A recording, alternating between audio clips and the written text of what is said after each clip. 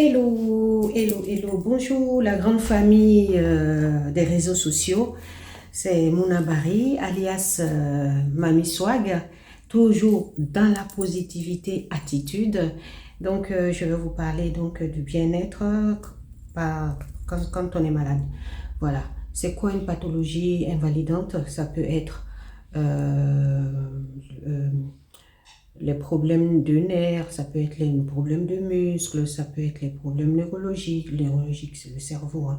Ça peut être une pathologie grave, mais qui n'est pas, qui vous détruit pas, mais qui prend beaucoup de votre énergie, donc qui vous plonge dans une situation entre guillemets de précarité parce que vous perdez votre emploi, etc.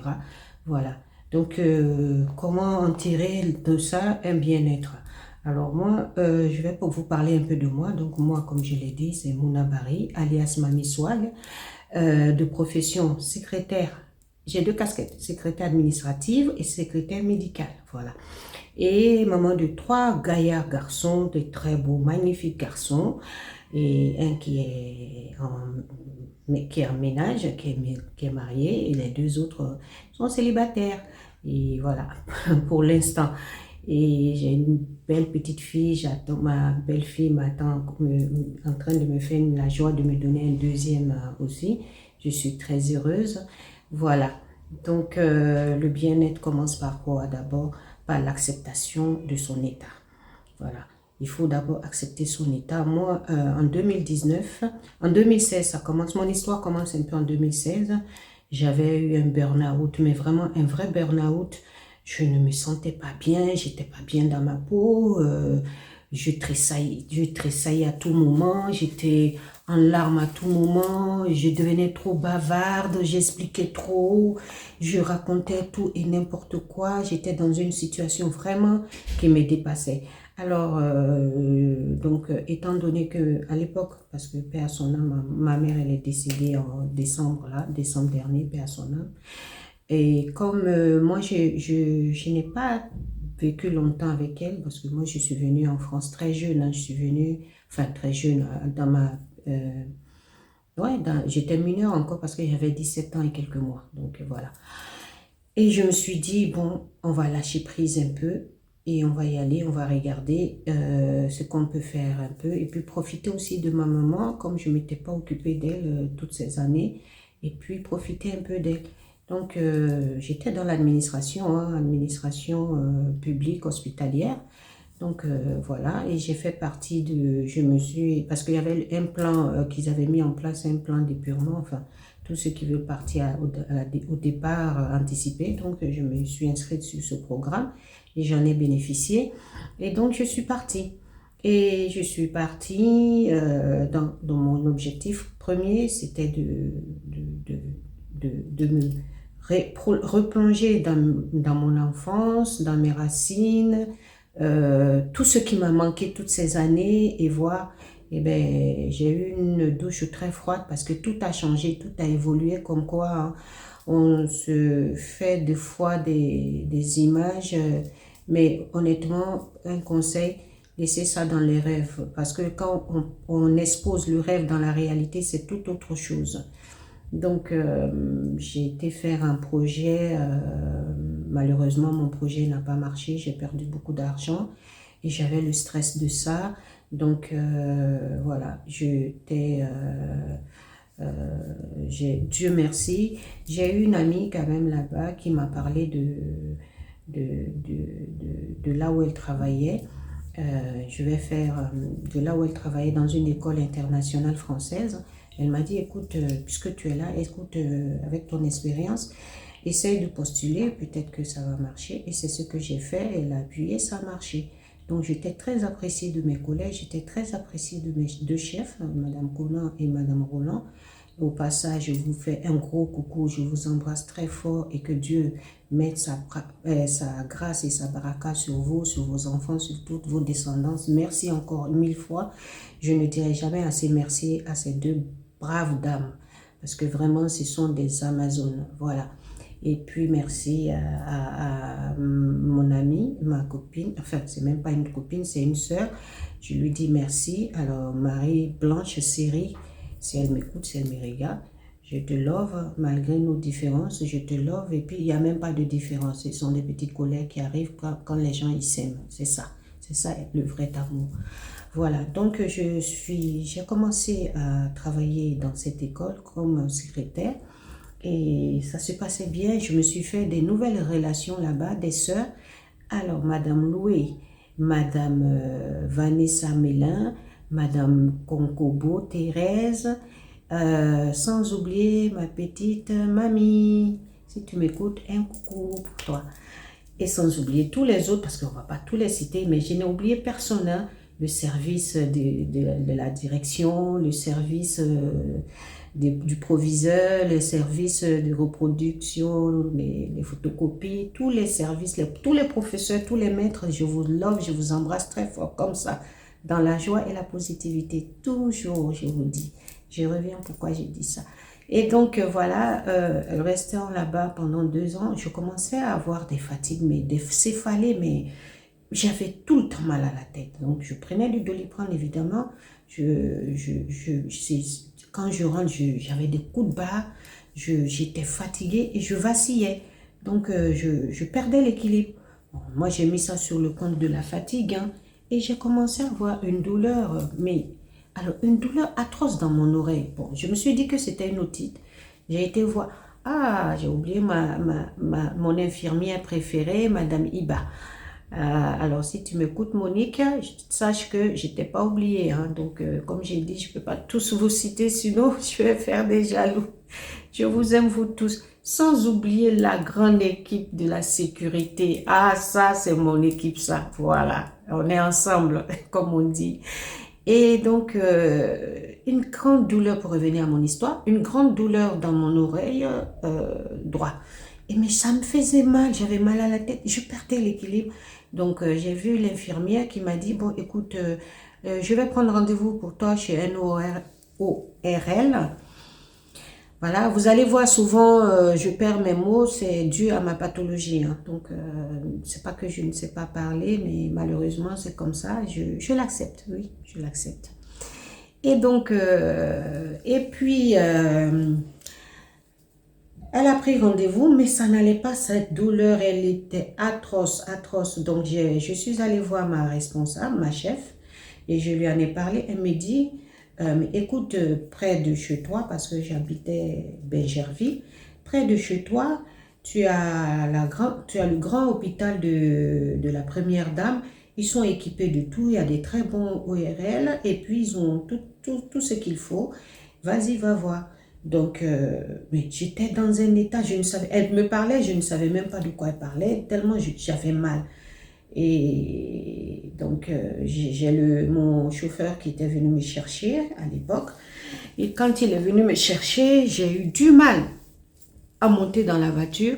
J'ai trouvé, alors que de ma maison où j'étais et de mon lieu de travail, en chrono, c'était 7 minutes sans les bouchons, hein. Mais avec les bouchons en Côte d'Ivoire, je laisse tomber. Je vous dis pas, hein. Ça, c'est toute une autre histoire. Donc, voilà que je m'embarque avec mon chauffeur, je l'appelle mon fils, hein, parce que moi, ces gros termes-là, même s'il était payé, mais il reste mon fils quand même. Et on arrive à l'hôpital, je n'arrive pas à descendre de la voiture. J'ai dit, mais qu'est-ce qui m'arrive là? C'est quoi cette histoire? Je me vois descendre, mais en fait, je ne descendais pas. J'ai dit, mais c'est quoi cette histoire? Et je lui ai dit, écoute, tu vas demander de l'aide. Donc, les bracardiers sont venus me chercher et ils lui ont dit d'aller faire les formalités. Et nous, on était dans la salle d'attente, on attendait. Bon. Et le pauvre, il ne connaissait pas que c'était une urgence, qu'il fallait dire que c'est une urgence. Bon, les brancardiers, normalement, quand ils viennent vous chercher, la première des choses, on vous prend les constants et puis on voit dans quelle catégorie d'urgence on vous met. Mais ça n'a pas été le cas. Enfin, bref, j'attendais dans la salle d'attente. À un moment donné, j'ai dit à mon chauffeur, j'ai dit, écoute, on va aller dans une clinique parce que là, si j'attends encore là, je ne peux pas. Et Dieu merci, il y avait une infirmière qui passait, qui m'a vu dans un sale état, qui me regardait, dit, mais madame, qu'est-ce que vous avez? Et là, je voulais pour moi, dans ma tête, je parlais. Parce que je lui disais, ça fait un moment, on est là, personne ne s'occupe de nous et tout. Et en fait, je ne parlais pas. Bon, tout ça va m'être raconté, hein. Et mon chauffeur lui a dit oui, voilà. Et puis il a montré la fiche et l'infirmière lui a dit, mais quand on vous donne une fiche comme ça, vous venez à l'accueil et puis vous donnez et puis on voit. Et le jeune homme a dit que bah, moi je ne comprenais pas parce que c'est les brancardiers même qui l'ont emmenée. Bon, moi je pensais qu'elle passait en priorité parce qu'elle est dans un état pas possible. Enfin bref. Donc moi j'ai voulu me lever, je suis tombée. J'ai perdu connaissance, après, paf, les convulsions. Donc j'ai tellement convulsé qu'ils ont appelé le réanimateur, le cardiologue et puis l'ORL, voilà, je ne sais pas comment on les appelle ceux-là, l'ORL, ok. Bon, ils étaient là, donc ils ont pris les constants. Je suis revenue à moi, 2 minutes après, paf, rebelote. Je reviens à moi, 5 minutes après, paf, rebelote. Donc, ils m'ont fait des prises de sang, machin, et moi, je commençais à paniquer réellement, et je demandais, qu'est-ce que j'ai?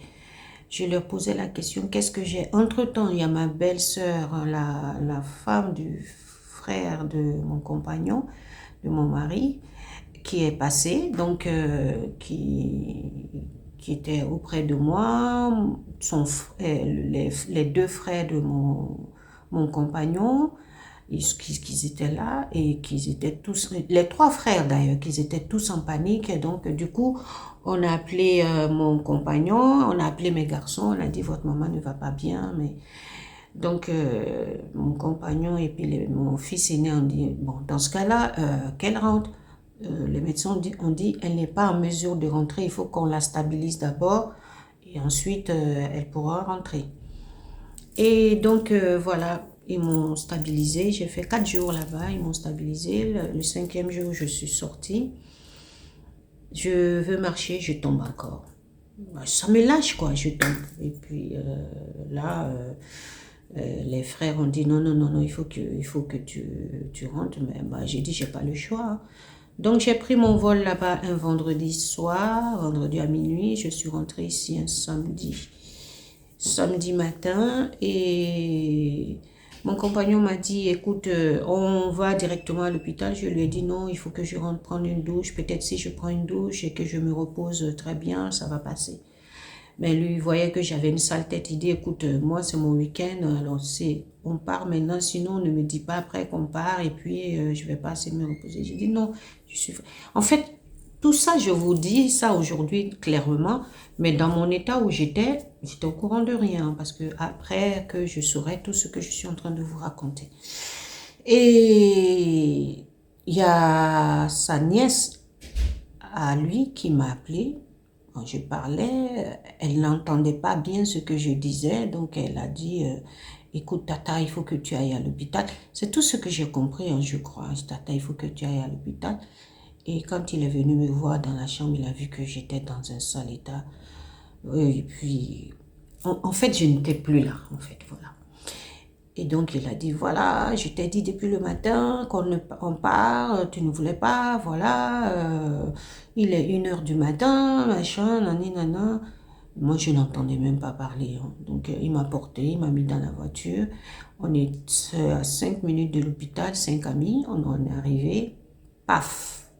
Et là, c'est la grosse convulsion, arrêt de cœur. Je n'arrivais plus à respirer, donc on m'a mis dans un coma artificiel pendant 2 semaines. Pendant ces 2 semaines, on cherchait.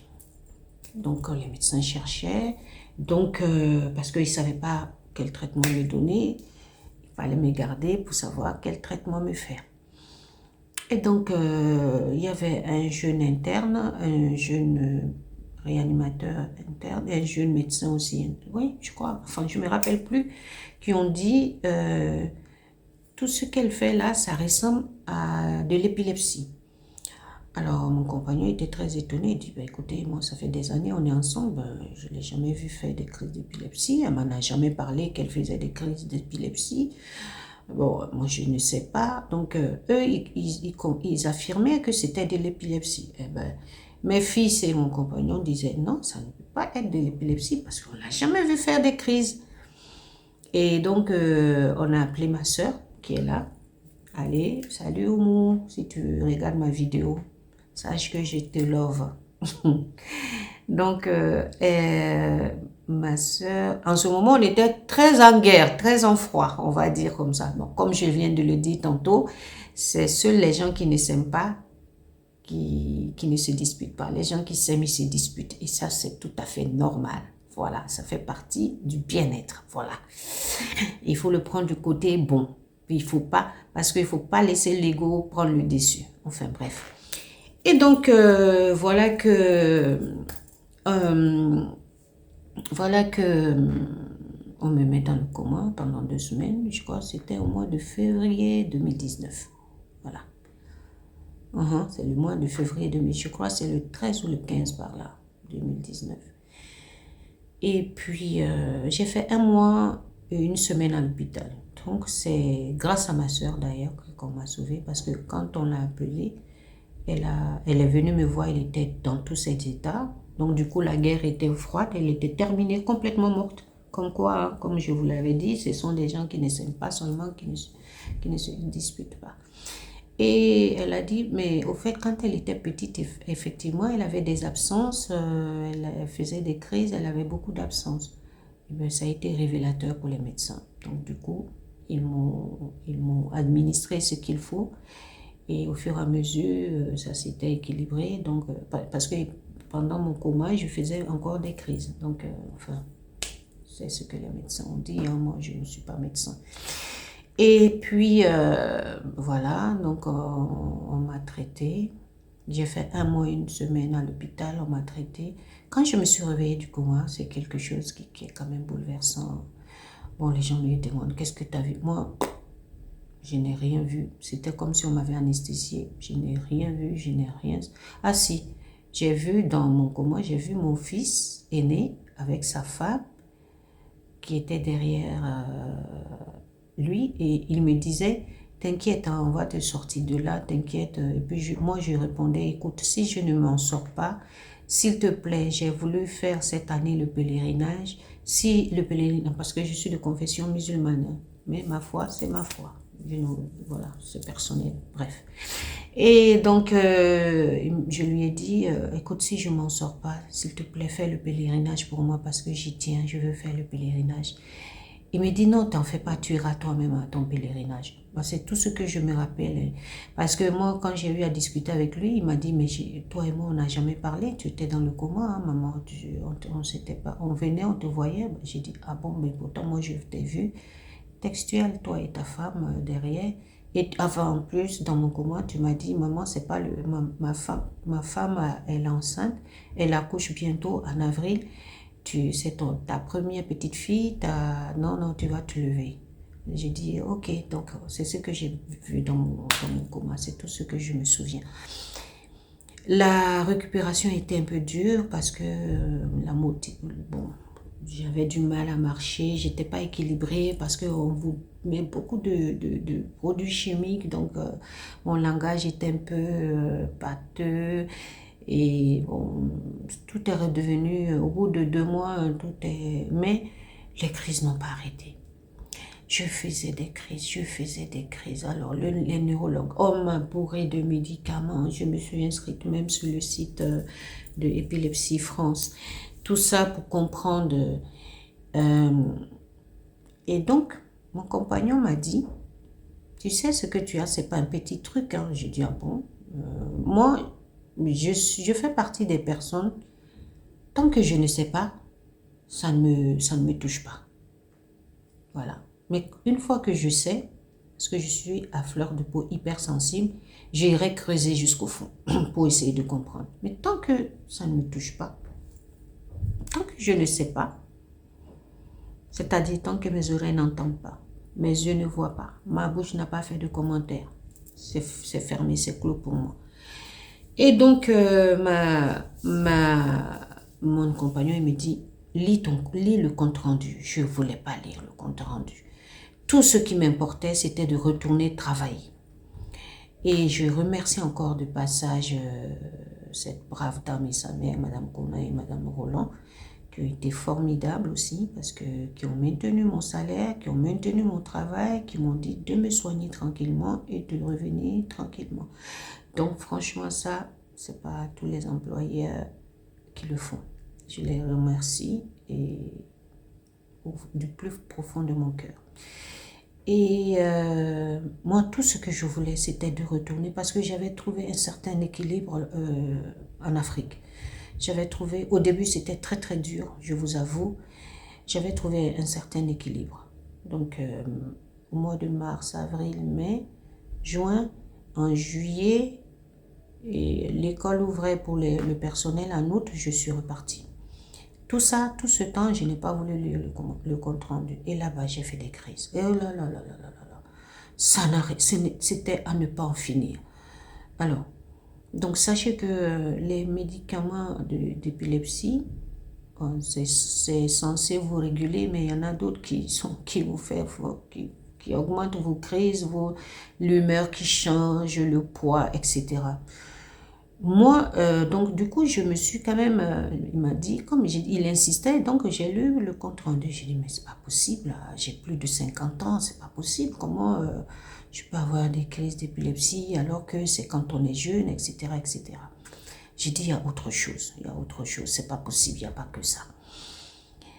Et ça a duré 2019, 2020, 2021.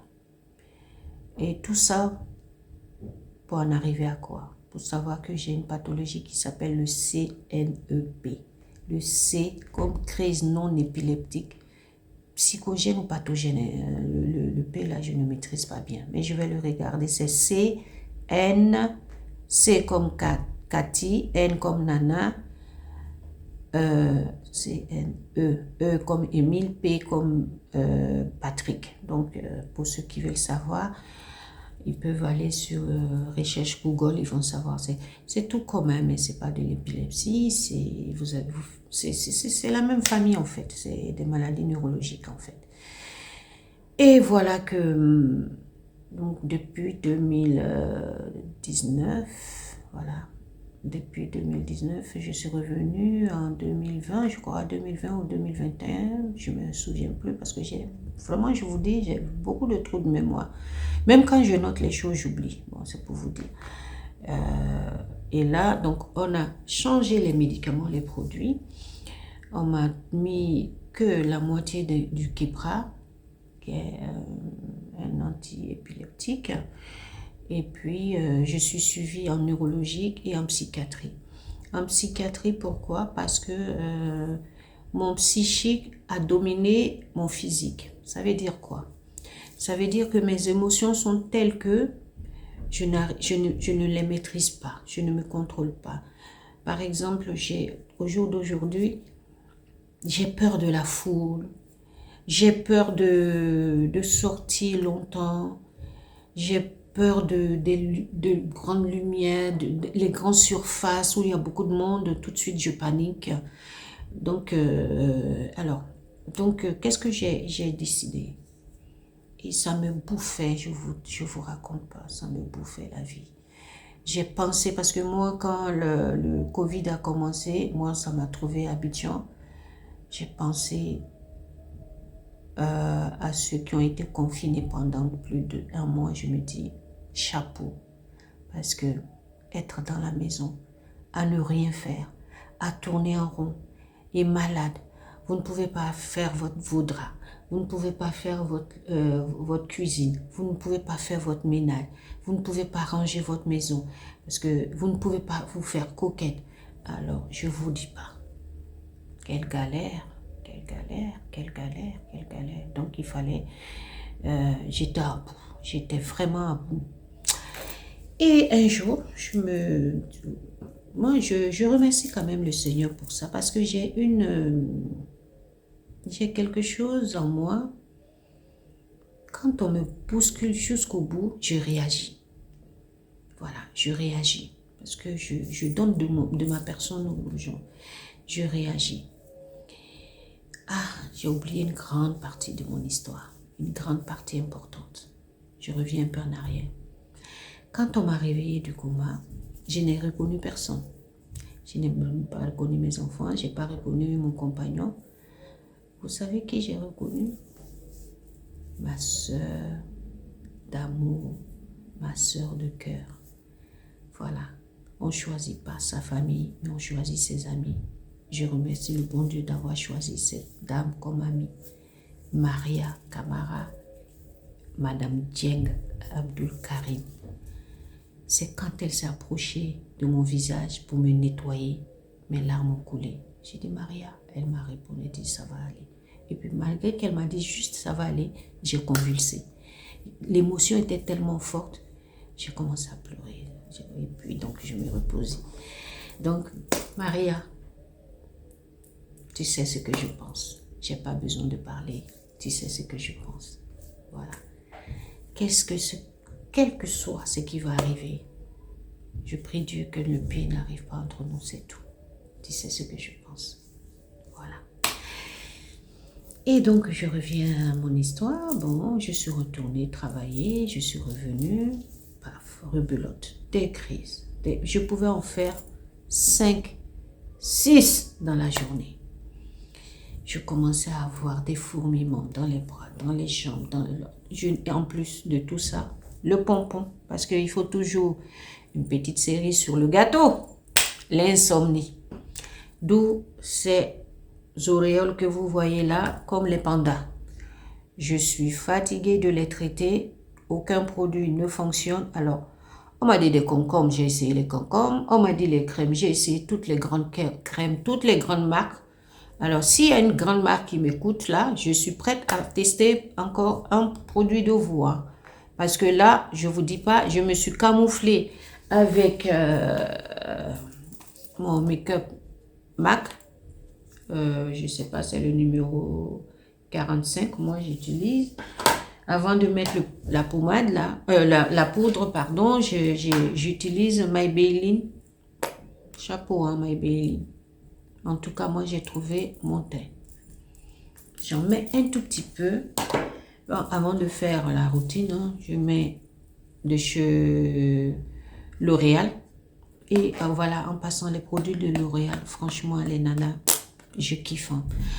Le produit, la crème de jour anti-âge, la crème de nuit anti-âge, le sérum anti-âge, nickel, c'est ce que moi j'utilise. Et puis, mon rouge à lèvres, qui fait le rouge, hein. Voilà. Et puis, aujourd'hui, j'ai fait un petit contouring du noir. Voilà, le noir, mon rouge à lèvres noir, que j'ai acheté sur Amazon, qui s'appelle, je sais pas, voilà, le nom, non, c'est Nazi. N-Z-A-I. N-Z-A-I. Je ne sais pas si vous voyez, mais bon. On va essayer de mettre tout ça là dans les descriptifs. Et mon petit contouring, enfin, mon petit là, je ne sais pas comment on appelle ça en français. C'est ça que j'ai pris. Voilà, qui fait l'eyeliner, mais moi je ne sais pas en mettre. Bon, je n'en ai pas besoin. Parce que chaque mois, les filles qui arrivent à se maquiller, à mettre toute cette crème-là, je vous dis chapeau. Vous voyez, je saute du coq à l'âne, c'est ça le bien-être. Parce que, enfin, voici en gros mon histoire. Donc, j'ai décidé, dos au mur, j'ai dit, bon, ça suffit. On va passer à la phase supérieure. La phase supérieure a été quoi? Je me suis assise, j'ai dit, mais je tourne en rond, machin, je regarde Facebook tous les jours, matin et soir, je vois les TikTok. Pourquoi ne pas en faire? Et ce jour-là, mon premier TikTok, vous n'allez pas me croire, j'étais chez mon alter ego Maria, sa petite fille adorée, m'a montré comment on le fait. Elle m'a dit, non, tata, tu es trop vieille, tu peux pas, machin et tout. J'ai dit, je suis vieille pour vous, mais je ne suis pas vieille pour moi. Et moi, ça m'amuse. Et je vois, il y a des gens, écoute, chaque personne trouve son intérêt où il veut. Et j'ai commencé à faire des TikTok. Voilà. Voilà comment je me suis retrouvée à faire des TikTok. Alors, pour ceux qui ne connaissent pas ma page TikTok, c'est @Mouna le trait d'en bas, le trait du 8 qu'on appelle underscore aussi. Donc, je reprends arrobase Mouna, le trait d'en bas, le trait, pas le trait qui est sur le 6, le trait qui est sous le 8. Barry, B-A-2-R-Y, 66. C'est mon compte TikTok. Je vais essayer aussi de mettre mon compte, vous allez trouver mon compte Instagram, Snapchat, etc. Vous allez trouver tout ça. Et donc, je me suis dit, on va commencer par là et on va voir. J'ai commencé, voilà, ça m'a plu. Donc, je me suis dit, pourquoi ne pas toujours me faire belle comme j'avais l'habitude et puis faire cela.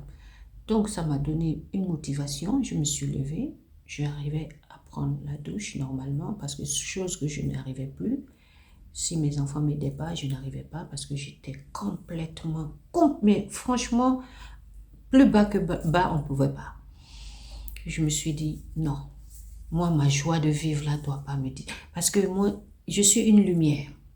Je vous dis, quand je rentre quelque part, je me fais remarquer. Je me fais remarquer par mon humour, je vais me faire remarquer par mon sourire, je vais me faire remarquer par mes danses. Parce que tout ce que j'adore, je vais faire. Je suis quelqu'un, je veux me faire remarquer. C'est pas pour, je ne cherche pas l'amour, hein. C'est juste pour égayer, en fait. Parce que quand je viens trouver, arriver à un endroit où tout est trop sérieux, trop triste, non, moi, ça ne me convient pas.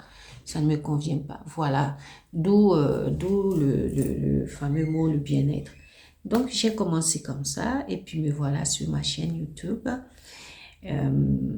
créée par ma fille Cathy, et voilà, qui est superbe. Elle est administrateur, hein. Si vous êtes intéressé, elle peut vous le faire ça.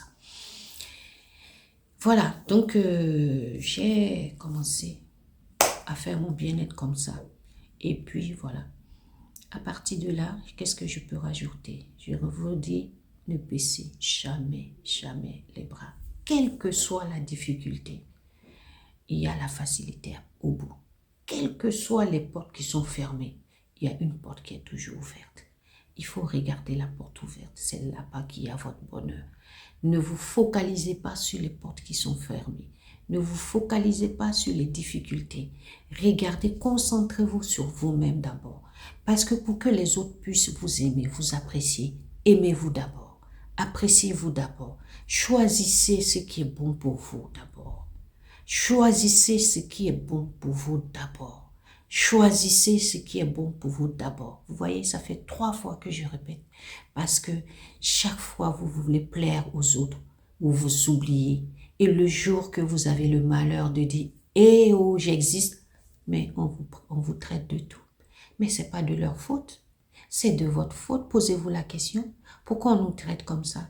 C'est parce qu'on a fait croire qu'on était malheureuse, qu'on avait besoin d'eux. Sans eux, notre vie n'existerait pas. Sans eux, si je ne m'accroche pas, je perds tout. Et quand dira-t-on? Et quand verra-t-on? Mais diantre, ça suffit.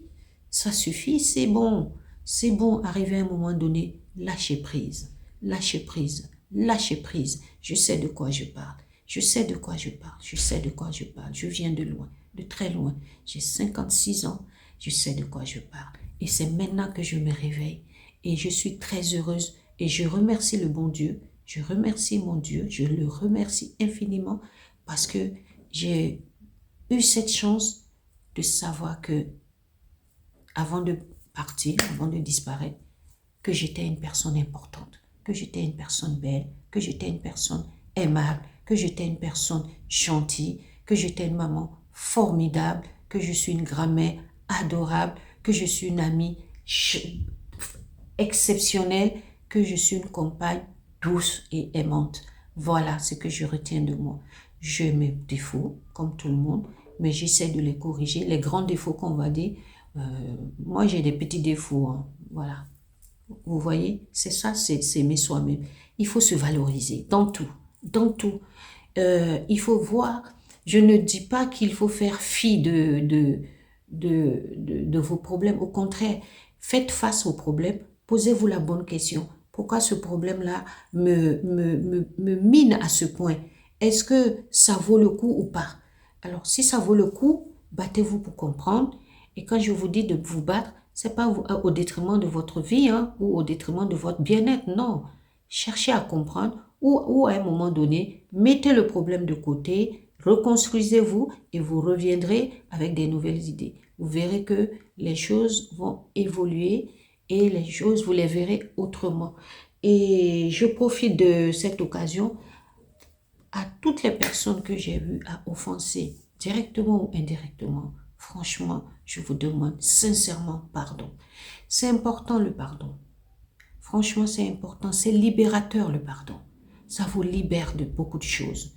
Moi, aujourd'hui, je demande pardon. Chaque fois que je pense à une personne à qui j'ai pu faire du mal, je prends mon téléphone, je prends mon courage, je l'appelle et je lui demande pardon. À la personne d'accepter ou pas, mais au moins, moi, je suis libérée de ce poids-là. Et malgré mon état, parce que c'est pas tous les jours que c'est rose, hein. Il y a des jours, c'est sans. Il y a des jours, je vais me réveiller avec des douleurs, avec des migraines. Il y a des jours, je vacille toute la journée. Il y a des jours aussi, je fais des crises. Mais c'est moindre que il y a 2 mois. C'est moindre. Mais par contre, dans la nuit, je me rends compte que je fais des crises parce que en voyant les draps, les têtes d'oreiller, je sens que j'ai eu à faire une crise. Donc, ceci dit, tout ça englobe le bien-être. Le fait d'aimer quelque chose qui vous rend bien, qui vous rend heureux ou heureuse, c'est le bien-être. D'apprendre quelque chose que vous aimez, c'est le bien-être. Donc, c'est à vous de trouver votre bien-être, ce qui fera de vous le bien-être. Il faut toujours être positif. Quel que soit le problème qui vous arrive, dites-vous que c'est pas arrivé au hasard, c'est parce qu'il y a une raison. Quand vous allez trouver la raison, vous allez avoir la clé. Vous allez avoir la clé de votre bien-être. Voilà. Et ça arrive comment? Il faut tuer son ego. Parce que le bien-être ne va pas avec son ego. C'est quoi l'ego? C'est vos émotions. Vos émotions, c'est ça l'ego. Avoir des émotions négatives fortes, être en colère. Parce que pourquoi croyez-vous que quand on est énervé, on gueule, on parle fort? En fait, c'est pas la parole, c'est le cœur qui parle. C'est votre ego qui est en train de hurler. Parce que même quand on parle doucement, on vous entend, on vous comprend, mais vous hurlez parce que c'est l'ego qui est en train de vous dominer. Non, il faut aller doucement. Il faut se reposer les questions. Parce que vous pouvez croire que vous êtes dans votre raison, mais peut-être que c'est faux. Alors, donc, il faut d'abord se reconcentrer sur soi et chercher la bonne appréhension de la chose et la partager. Bon, vous aurez en face de vous des personnes aussi. Quoi que vous allez faire, ça passe pas. Mais ces personnes-là, ne vous mettez pas en colère, pitié. Ne vous mettez pas en colère pour ces personnes-là. Ces personnes-là, ils sont à aider. Pourquoi ils sont à aider? Parce qu'ils n'ont pas de repère en fait. C'est pour ça qu'ils agissent comme ça. Ils n'ont pas de repère. Ils n'ont pas reçu beaucoup d'amour. Parce que c'est quand on a reçu beaucoup d'amour qu'on peut s'apaiser. Regardez, prenez un enfant. Faites l'exemple. Mettez 2 enfants en train de jouer. Mettez un jouet entre eux, vous allez voir leur réaction. Chacun veut s'approprier. Celui qui va laisser le jouet à l'autre, vous allez voir lui, il va se diriger vers sa maman ou son papa parce qu'il a besoin d'amour. Il est un enfant aimé. Celui qui se bat avec le jouet, vous allez voir même que le parent ne s'est même pas rendu compte qu'il était en train de faire la bagarre avec son compagnon de jeu. Voilà. Quand on reçoit de l'amour, il n'y a pas de raison qu'on n'écoute pas l'autre. Voilà. On va toujours écouter l'autre. Donc, c'était ma première vidéo. Si elle vous a plu, likez, abonnez-vous à ma chaîne. Vous me faites des propositions. Et comme je l'ai dit, Je vais faire des lives, on va faire des interactions, on va discuter de tous les sujets pour être bien, pour être dans la positivité. Alors, je vous assure, quand on s'aime soi-même, par expérience, parce que j'ai plus de 50 ans passés, quand on s'apprécie soi-même, on s'aime soi-même, il n'y a pas de raison de détester l'autre. Vous n'avez aucune raison. Vous n'aurez même pas de temps même pour détester quelqu'un. Même quelqu'un qui vous titille, vous lâchez prise. Vous passez à autre chose. Et ça vous fait rien même. Je ne suis plus dans les émotions, moi. Non, je ne suis plus dans les émotions. Je suis en train de nettoyer mon ego. Je suis en train de tuer mon ego. Parce que c'est l'ego qui nous amène dans tous ces problèmes, dans tous ces soucis, problèmes neurologiques, problèmes de santé. C'est parce qu'on encaisse trop, notre corps réagit. Et moi, mon corps, il a réagi. Hein. Il a réagi, je vous dis, pendant 3 ans, des crises à répétition. Non, vous ne pouvez pas imaginer. Même à mon pire ennemi, d'ailleurs, je n'ai plus d'ennemi pire. Hein. Même à la pire personne, je ne peux pas lui souhaiter ça. Non, c'était trop dur. C'était trop dur. Écoutez, voilà, c'est Mamie Swag. Likez. Abonnez-vous. Commentez. Toujours Swag dans la positivité. Comme ça. Comme ça. Je ne le fais pas bien, mais j'y arriverai. Comme je vous ai dit, on arrive toujours. Je vous aime du fond du cœur. Je vous adore.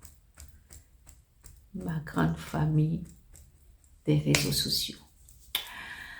Alors, le maquillage a été fait par moi-même avec ce que je vous ai montré comme produit. Hein. Le foulard a été attaché par moi. Ma tenue a été confectionnée en Afrique. Voilà. Et puis, ces bracelets ont été confectionnés par moi-même. Voilà. Donc, c'était Mamie Swag. Je vous love. Je vous love. Et à bientôt, à mercredi. C'est tous les mercredis, mon émission. Voilà, ma vidéo, pardon.